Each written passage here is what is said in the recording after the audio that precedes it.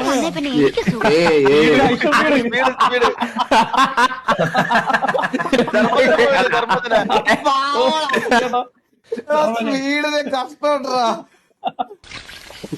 ചേട്ടൻ വന്നേ പിന്നെ എനിക്ക് സുഖം.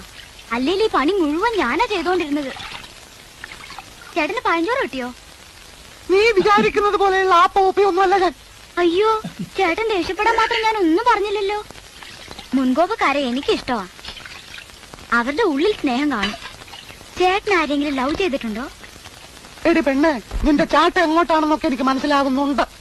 ആ വെള്ളമങ്ങ് വാങ്ങി വെച്ചേക്ക്. മാസം 1000-ലേറെ ശമ്പളം വാങ്ങുന്നവനാ ഞാൻ. 1000 രൂപയോ? നോണ പറയാതെ എന്റെ ചേട്ടാ. മാസത്തിൽ 40 രൂപയാ ചേട്ടന്റെ ശമ്പളം എന്ന് വലിയ തള്ള പറഞ്ഞു.